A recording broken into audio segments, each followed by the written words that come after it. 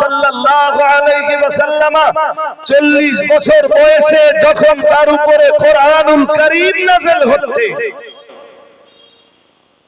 ফেরেশতা জিবরিল এসে বলছেন ইকরা, পড়ুন, বিসমি রাব্বিকাল্লাযী খালাক, পড়ুন আপনার রবের নামে। সুবহানাল্লাহ। আরো আওয়াজ দিয়ে বলেন, কার নামে পড়বেন? বলেন বলেন, আল্লাহর নামে। কার নামে পড়বেন? আল্লাহর নামে। এই কথাটা যেন মনে থাকে, আরেকবার বলবো এই কথাটা যখন প্রয়োজন হবে। আল্লাযী খালাক, পড়ুন সেই রবের নামে যিনি সৃষ্টি করেছেন। আরেকটু মন খুলে বলেন। রাসূল তো একদম স্বাভাবিকভাবে বলছিলেন আমি পড়তে পারি না, আমি কারি নই, আমি পাঠক নই, আমি তেলাওয়াতকারী নই। ফেরেশতা জিবরিল রাসূলকে জড়িয়ে ধরলেন। কি করলেন? জোর করে বলেন, কি করলেন? জড়িয়ে ধরলেন। জিবরাইলের সিনাটা, জিবরিল তো শুধু ফেরেশতা না, মুআল্লিমুল মালাইকা, ফেরেশতাদের লিডার। সুবহানাল্লাহ। জিবরাইল তো এমন এক ফেরেশতা যিনি तमाम নবী, আম্বিয়া, রাসূলদের সাথে যোগাযোগটা স্থাপন করেছেন। আল্লাহ কিছু পাঠিয়েছেন, জিবরাইল দিয়ে নবীদের কাছে পৌঁছে দিয়েছেন। সর্বশেষ বেলায় তো আসতেছেন আমাদের নবী। জিবরাইল আমাদের রাসূলকে জড়িয়ে ধরলেন, সিনায় সিনা লাগালেন। সিনায়, একটু বলতে হবে আপনাদের, বলেন সিনায় সিনা লাগালেন। জোর চাপ দিলেন। কি দিলেন? একটা কথা এখান থেকে আপনাদের বলে দেই, এই যে আমরা তো পীর ওলিদেরকে মান্যতা দেওয়া মানুষ, আমরা যারা পীর ওলিদেরকে মেনে চলি, আমরা একটা জিনিস বিশ্বাস করি যে পীর ওলিদের দরবারে গেলে তাওয়াজ্জুহ বা ফয়েজ পাওয়া যায়। কি পাওয়া যায়? এসব ভাষা কি সব আপনাদের মনে থাকবে? এটা এটা আবার তাসাউফ তত্ত্বের ভাষা। তাওয়াজ্জুহ, যদি আপনি খাঁটি কোনো পীরের কাছে কখনো বায়াত হন, তখন এই শব্দটা আপনার কাজে লাগবে। এরা আরবিতে বলে তাওয়াজ্জুহ, যদি তাও না বোঝেন আর একটা আরবি শব্দ ফয়েজ। পীর ওলিদেরকে, পীর ওলিরা মুরিদদেরকে যে ফয়েজ দেন, তাওয়াজ্জুহ দেন, বুখারী শরীফের এই হাদিসটা হলো তার দলিল। কোন হাদিসটা? রাসূল যখন বলছেন আমি পড়তে পারি না, আমি এ পর্যন্ত কারোর কাছে যে লেখাপড়া শিখিনি, জিবরাইল জড়িয়ে ধরলেন, ধরে আমার রাসূলকে একটু তাওয়াজ্জুহ দিলেন। সুবহানাল্লাহ পড়েন। আরেকটু মন করে, মসজিদে বসে বসে আপনি কোন খাঁটি ওলির কাছে, আজকে যদিও আমার পীর মুরিদির তত্ত্ব বা পীর মুরিদির উপরে আলোচনা না, এরপরেও বলছি, মসজিদে বসে বসে 30 বছর ধরে আপনি আল্লাহ আল্লাহ করেন। আমি বলছি একা একা মসজিদে বসে 30 বছর ধরে আল্লাহ আল্লাহ করে যা হবে, একজন খাঁটি পীরের অনুমতি নিয়ে, তার কাছে বায়াত হয়ে, তার একটা তাওয়াজ্জুহ নিয়ে মসজিদে বসে 3 মাস ধরে আল্লাহ আল্লাহ আল্লাহ আল্লাহ করলে তার চেয়ে ফল বেশি পাওয়া যাবে।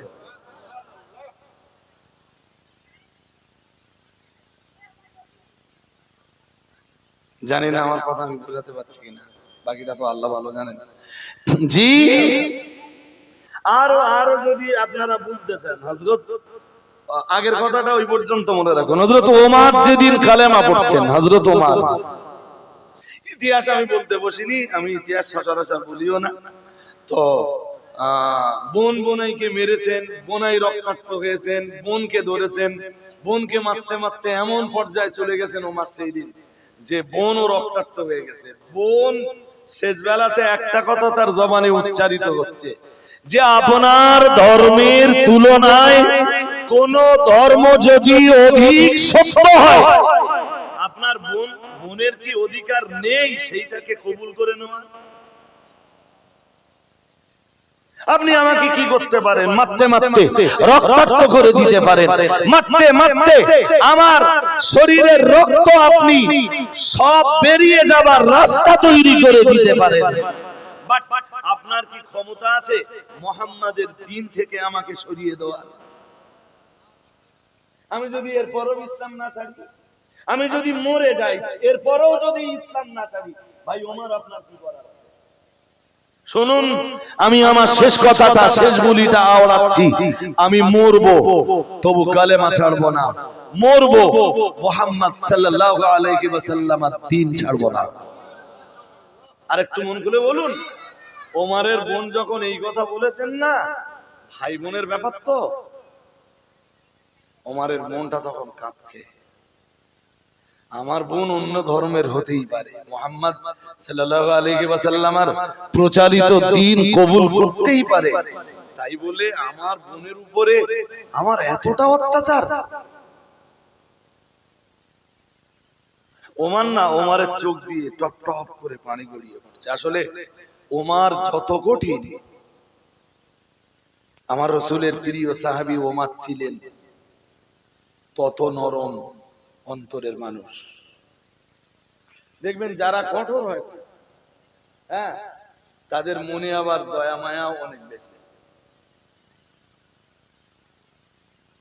হযরত ওমর তখন কাঁদছেন, ইস আমি এটা কি করলাম? আমার রক্তের বোনকে আমি মারলাম, আমার বোনের শরীরের রক্ত ঝরে পড়া আর আমার শরীরের রক্ত ঝরে পড়া, দুটোই তো কোনো পার্থক্য নেই।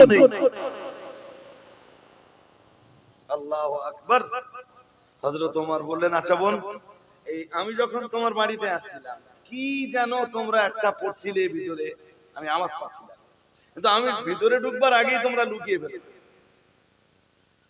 আসলে হযরত ওমর যখন বোনের বাড়িতে যাচ্ছিলেন, ওমরের বোন আর বোনাইকে কোরআন তেলাওয়াত করে শোনাচ্ছিলেন রাসূলের একজন সাহাবী, ওনার নাম খাব্বাব ইবনুল আরদ রাদিয়াল্লাহু তাআলা আনহু। ঘরের ভিতরে দুইজনকে কোরআনের তালিম দিচ্ছিলেন। কই সুবহানাল্লাহ বলেন না? আরেকটু মন করে, খাব্বাব ইবনুল আরদ একটু আগে মুসলিম হয়েছেন, হয়ে রাসূলের দরবারে বসে উনি কোরআন পড়াটা শিখে নিয়েছেন। আর এর পরে যখন হযরত ওমরের বোন বোনাই দুজনা কালেমা পড়েছেন, রাসূল ওদের দুজনকে কোরআন শেখাতে আবার খাব্বাবকে ওনাদের বাড়িতে পাঠিয়ে দিচ্ছেন। আপনি বিবেককে প্রশ্ন করেছেন যে আপনি কেন কোরআনটা জানেন না? তারা তো এই সবে মাত্র মুসলিম হয়েছে, তারা কোরআন পড়া শিখে নিচ্ছে। আপনি আপনারা আজকের মজলিসে যারা বসেছেন, কারো বয়স 62 বছর বয়স হয়ে গেল, বিবেককে জিজ্ঞেস করেছেন 62 বছরে আমি কোরআনটা কেন শিখলাম না? কারো বা বয়স 52, 55, কারো বা 47, 40, 38, 32, 25, 27, এতটা বয়স হয়ে গেল। এই বয়সে আপনার বিবেককে জিজ্ঞেস করেছেন আমি কেন কোরআনটা শিখে নিলাম না? রাসূলের জামানায় যে লোকটা এসে দরবারে নববীতে কালেমা পড়ে, নবী তারে হাত ধরে কোরআন পড়ার জায়গায় বসে বলে তুমি কোরআনটা শিখে ফেলো। সুবহানাল্লাহ কি পরে বলবেন? কেন আপনার বিবেককে আপনি কেন জিজ্ঞেস করছেন না যে আমার বয়স 65 বছর হয়ে গেল, আমি সব করতে পারলাম দুনিয়ায়, শুধু শিখতে পারলাম না আল্লাহর কোরআনটা?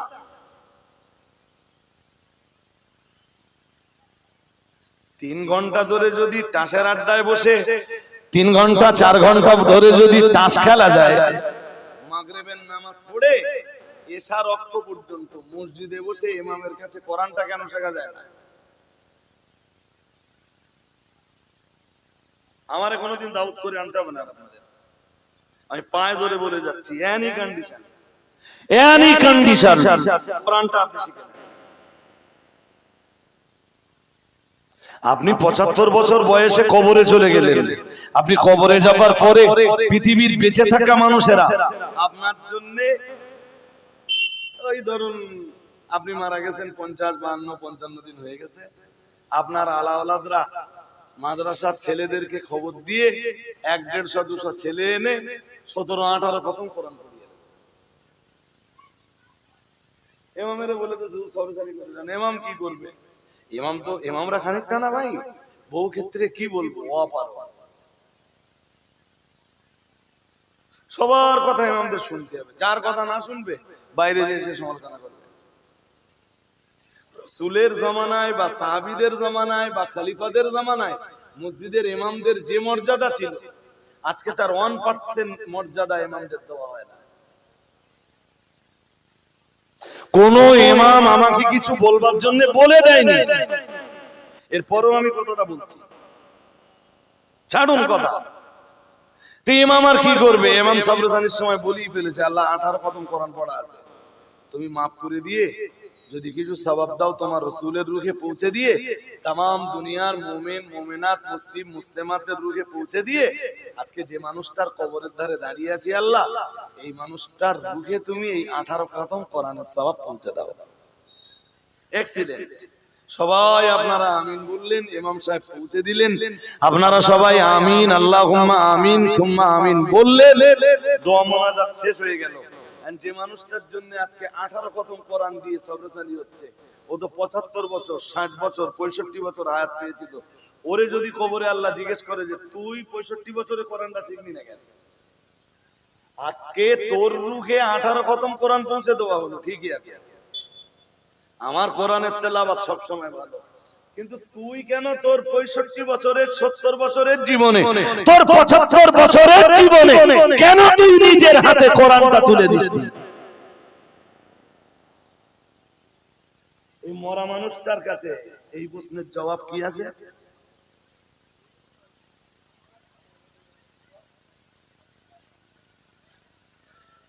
আমি বলছিলাম কি জানেন, যদি মনে হয় নাজাত পেতে, আজকে আমাদের, আমি তখন বোধহয় নামাজ শেষ করেছি, আর সেই সময় ইমাম সাহেব ভাই বলছিলেন, ওনার সাথে আমার খুব গাঢ় পরিচয় নেই, তা উনি বলছিলেন যে আমাদের এটা শুধু আমরা এটা পালন করছি না, আপনি বলছিলেন না যে শুধু এটা আমরা পালন করছি না, এটা রাসূলের মহব্বতের দাবি, রাসূলের বলছেন না কেন, রাসূলের মহব্বতের দাবি তাকাজায়। আর আমি আপনাদের বলে যাচ্ছি, শাহ আব্দুল হক মুহাদ্দিস দেহলভী নবীর সিরাতের উপরে একটা বই লিখেছেন, চ্যাম্পিয়ন কিতাব, ওর আরবিও আছে, ওর বাংলাও আছে, আমার কাছে ওর আরবি ভার্সনও আছে, আমার বাড়ির লাইব্রেরিতে খুঁজলে ওর বাংলা ভার্সনও পাওয়া যায়। তো চূড়ান্ত কিতাব, দুরন্ত কিতাব, নবীর জীবনের উপরে এত সুন্দর কিতাব আপনি কল্পনা করতে পারবেন না। তো উনি ওনার লেখা বইতে লিখেছেন যে আমার রাসূলকে ভালোবাসার ওই বোধহয় 7টা কিংবা 8টা পদ্ধতি লিখেছেন, যে একজন মানুষ আমাদের নবীর ভালোবাসার মানুষ হতে পারে এই 7 কিংবা 8টা কায়দায়। কথা শুনছেন আমার? একটু হ্যাঁ না জোর করে আওয়াজ দেন। বড্ড যেন স্লো আপনারা, কেন এত স্লো তাদের কাছে আমি ওয়াজ করতে, কিভাবে ওয়াজ করছি আমি নিজেই জানি।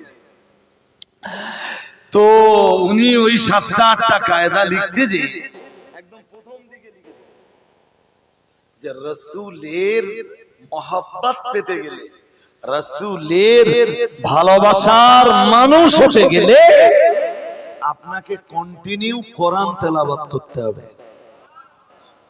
কি তেলাওয়াত করতে হবে? সপ্তাহে, মাসে, বছরে 3 দিন, বছরে একবার, কোন মানুষ মারা যাবার পর না। যদি রাসূলের মহব্বতের মানুষ হতে হয়, প্রতিদিন আপনাকে কোরআন পড়তে হবে। আপনি কন্টিনিউ কোরআন তেলাওয়াত করবেন, ফজর পড়ে একবার, মাগরিব পড়ে আরেকবার, তবে আপনার কলবে রাসূলের মহব্বতটা আল্লাহ জায়গা করে দিবেন। অথবা উল্টো করে নবীর ভিতরে আল্লাহ আপনার ভালোবাসাটা জায়গা করে দেবেন।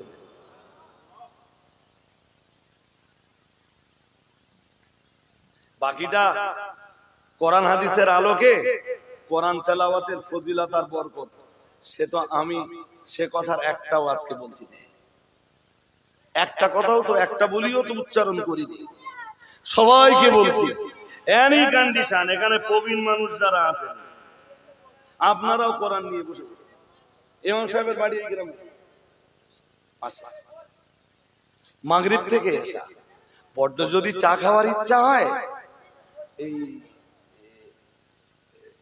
এখানেই একটু চায়ের ব্যবস্থা করে নেন। মাগরিব পড়ে একটু চা খেয়ে সবাই এক জায়গায় বসে আপনি হিসাব করে দেখুন না, আমি যে টাইমটা আপনার কোরআন শিখতে বলছি ওই টাইমটা আপনার চায়ের দোকানে কেটে যায়। আমি যে টাইমটা আপনাকে কোরআন শিখতে বলছি ওই টাইমটা তাসের আড্ডায় কেটে যায়, জুয়ার আড্ডায় কেটে যায়, দোকানে আড্ডা মারতে মারতে কেটে যায়। ওই সময়টা আপনার জি তথা জওয়ান যুবক ছেলেদের এদের ক্যারাম বোর্ডের আড্ডায় কেটে যায়, ফ্রি ফায়ার আর পাবজি খেলতে খেলতে এই সময়টা কেটে যায়। ব্যাস, মাগরিবের নামাজ জামাতে পড়েছেন, 1 ঘন্টা কোরআনের তালিম নিলেন, এশার রক্ত হলো, এশার নামাজটা জামাতে পড়ে সম্ভব হলে মসজিদে বসে একটু জিকির ফিকির করে তারপরে বাড়ি যান। কবরে তো যেতেই হবে। কি নিয়ে আপনি কবরে ঢুকতেছেন? জি, রাসূলুল্লাহ যখন বিদায়ী হজ্জের মাঠে, আমি হজ একটাও হারিয়ে ফেলিনি, সব জায়গাতে কামব্যাক করব। রাসূলুল্লাহ যেদিন বিদায়ী হজ্জের মাঠে তাকিয়ে দেখলেন 1 লক্ষের বেশি সাহাবী হাজির হয়েছে। সুবহানাল্লাহ। আরেকটু মন খুলে, ইন্তেকালের রাসূলের ইন্তেকালের মাত্র 89 দিন আগে বিদায়ী হজ্জের মাঠে তাকিয়ে দেখলেন পরের বছর এই মাঠে আর তিনি দাঁড়াতে পারবেন না, পরের বছর আরাফাতের মাঠে তিনি আর বক্তব্য পেশ করতে পারবেন না, খুতবা দিতে পারবেন না। পরের বছর এই জিলহজ মাসের 9 তারিখে দাঁড়ানোর মতো সুযোগ তার নসিবে হবে না। আজ থেকে মাত্র 89-90 দিন পরে আমাদের রাসূলের ইন্তেকাল হবে। দেখলেন আরাফাতের মাঠে রাসূলের সঙ্গে যারা হজ করতে এসেছেন, জি কালেমাওয়ালাদের সংখ্যা দাঁড়িয়েছে 1 লক্ষের বেশি। বড় মজার কথা, এই 1 লক্ষ মানুষের ভিতরে একটাও বেনামাজি নেই। সুবহানাল্লাহ পরে বলেন, আরো আওয়াজ তুলে বলেন।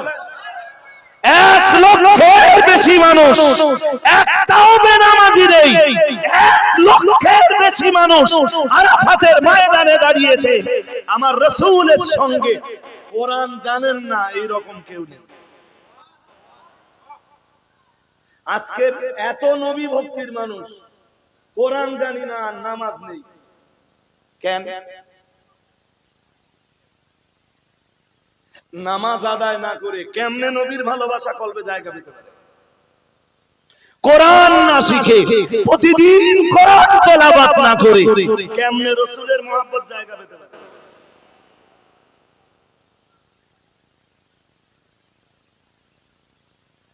প্রশ্নের উত্তরের অপেক্ষায় থাকলাম। কখনো যদি আপনারা কোরআন হাদিস ঘেটে আমারে উল্টো বার করে দিতে পারেন, না হুজুর কোরআন শরীফ না শিখে আর নামাজ না পড়ে রাসূল আকরাম সাল্লাল্লাহু আলাইহি ওয়াসাল্লামের মহব্বতের হকদার হওয়া যায়, কোরআন হাদিস ঘেটে যদি পান, আমার মোবাইল নাম্বার তো আশপাশে কারো না কারোর আছে, ওই নম্বরেই হোয়াটসঅ্যাপ আছে, হোয়াটসঅ্যাপ নম্বরে কোরআনের ওই আয়াত অথবা হাদিসের ওই উদ্ধৃতিটা আমি আপনাকে সেন্ড করার, আমার কাছে পাঠিয়ে দেওয়ার আবেদন করে রাখলাম। সেদিন আমিও ওইটা দেখে শিখে নেব। হযরত ওমর যখন বোনের বাড়িতে যাচ্ছেন, কোরআন তেলাওয়াতের আওয়াজ পাচ্ছেন। সুবহানাল্লাহ বলুন, আর একটু মন খুলে বলুন।